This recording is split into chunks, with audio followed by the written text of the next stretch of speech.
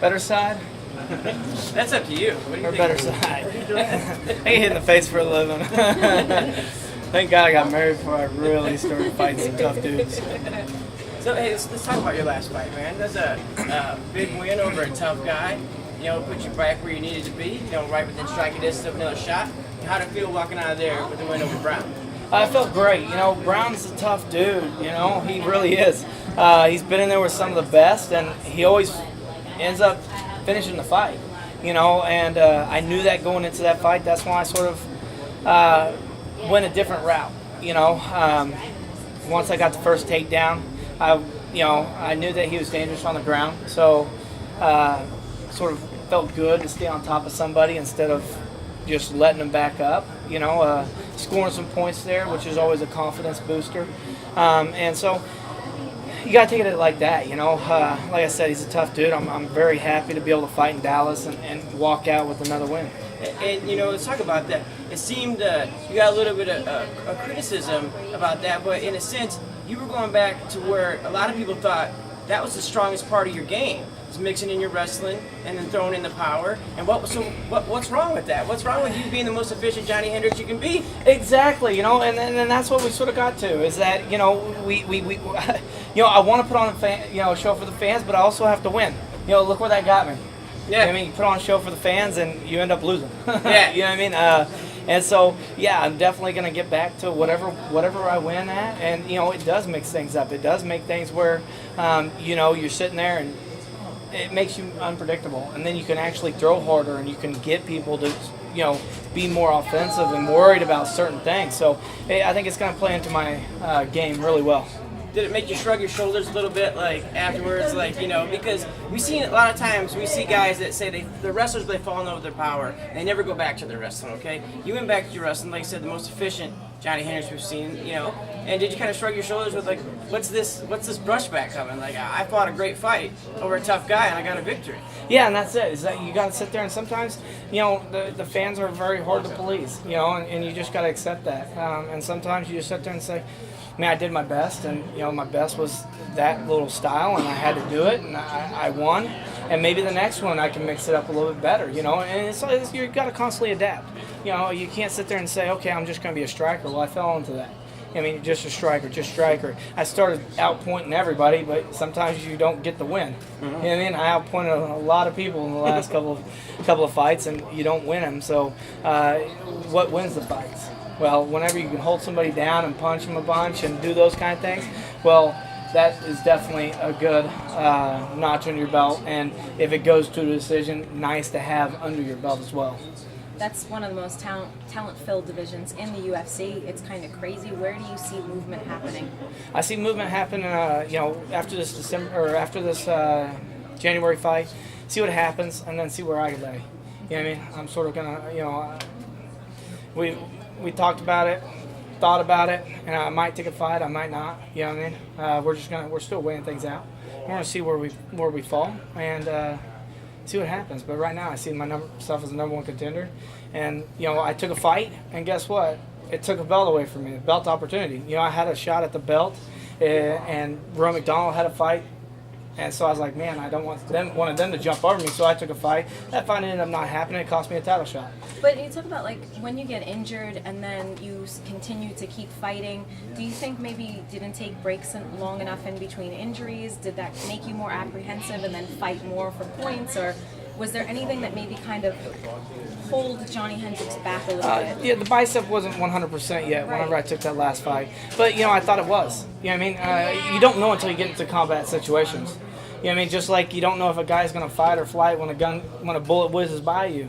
It's sort of the same thing. You know, you could sit there and say, oh yeah, it feels awesome.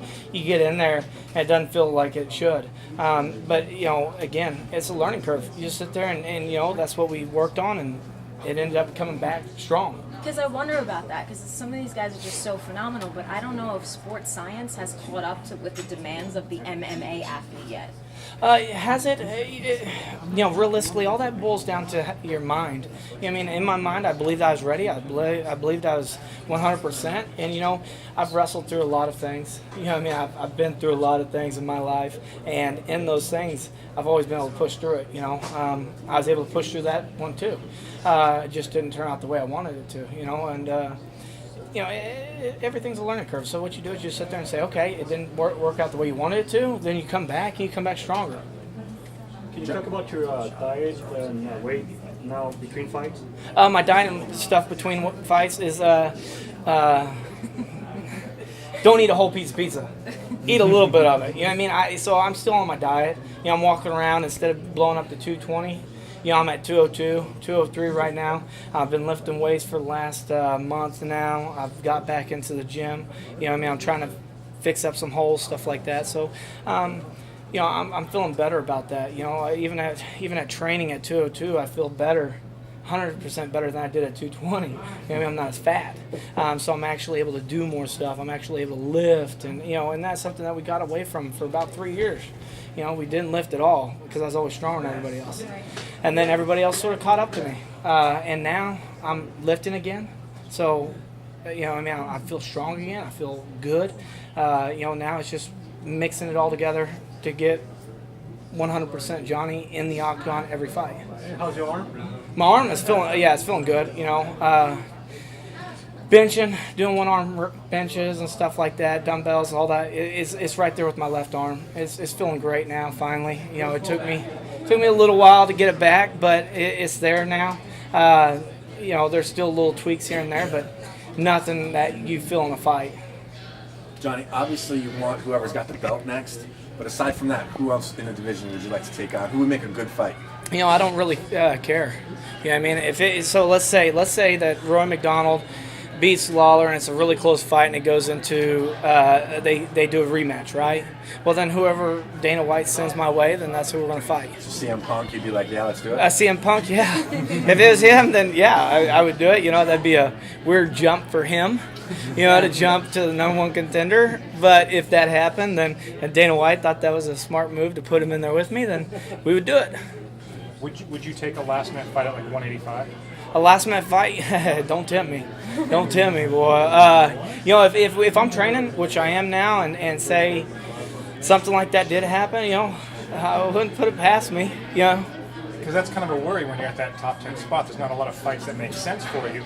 With people getting injured or people already having fights, something falls through, you could be sitting for a while waiting. I mean, yeah, well, and that's the thing is like, so let's say I do wait until November, December, which for the last 3 years, that's nothing for me, right? That's why I've been fighting March and December, March and November, March and December. So it's not really a big wait for me. So if something does happen, if I do make that move, I'm making it for permanent. Does that make sense?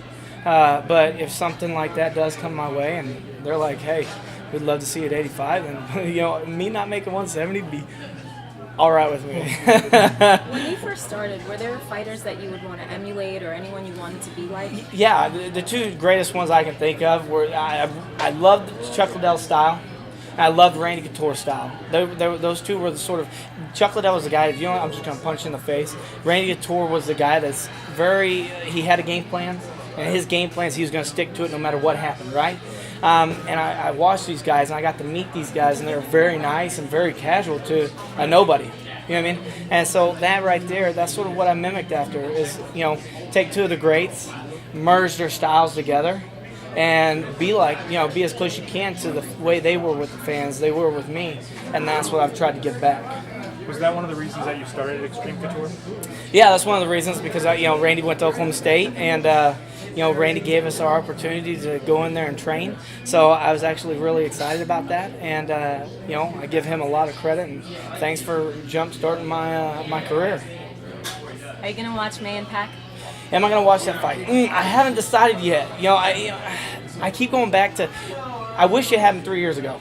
Yeah. If it happened 3 years ago, I would definitely pay it because Pacquiao and Mayweather, those were the two fighters, and then they still are. And I think that's why they're trying to make a big push because boxing's sort of dying. Yeah. You know, boxing's dying hard, and so whenever you get Pacquiao and Mayweather in that octagon or in the ring, it's gonna be a good fight.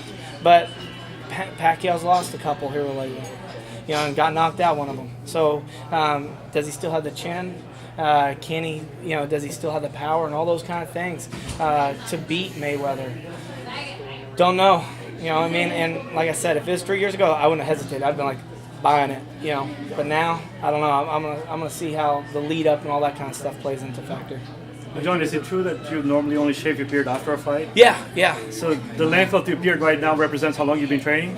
Yeah, and my wife hates it, so guess what? And you know, UFC, when I come to UFC events, so I grow it, so people will actually know who I am. So that way it's not like, is that?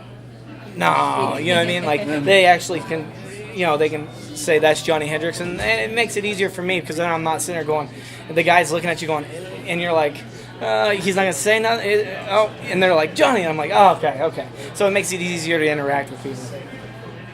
Is it hard going from wrestling all the time to competing not as frequently as you do now? Because as a college wrestler, you wrestle damn near every weekend. Yeah, you do. And now you go these long distances. You know, it's not. It's actually easier because one, it's harder on the weight because you balloon up and your body doesn't get used to slamming up and down, right, or staying low all the time like in wrestling. Where here, you know, you actually get to put on muscle, you get to build muscle, you get to get better technique instead of having to do, you know, the full season and learn all that stuff. That way, you actually get some time off to actually let your body recover too. You know, like I said, I've trained through a lot of injuries through wrestling because you didn't have time to take out. You know what I mean? You had to keep grinding through it. Where this, if you hurt something, you know, let's say after my fight I broke my hand. Well, guess what? I have time to let it heal because I know I have time before my next fight. And what is it about you? A lot of wrestlers, they kind of stay wrestling. They work their striking, and in the gym they look really good on striking. But like you said, fight or flight, people start punching you in the face, and all of a sudden they rely on wrestling. How did you build that confidence to not only excel at it, but knock people out in seconds? I got knocked out. Okay, I got knocked out when I first started, and I woke up feeling awesome. I did. Felt like I slept for 3 days. It was a beautiful thing. Not on the knockout, but on the wake-up part. I was like, that's the worst thing that can happen to you. Everybody gets knocked out. Look at all these fights. You know what I mean? Everybody gets knocked out sooner or later, right? If it happens to you, it happens to you. So who cares? You know what I mean? If it happens, it happens. If it doesn't, I can't go in there. You know, like it's like, if you go into combat, you can't sit there and say, is this my day to die or my day to get shot, right? You got to sit there and act like I'm untouchable, you know, and if it happens, it happens. But you can't do that or you're never going to be able to take that first step off the vehicle or the first step to move forward. And that's sort of the way that I look at my fighting is that if I look at that and I think of that, I can't take that first step forward and I'll be hesitating all the time. And then that's really the bad part and that's when it can happen.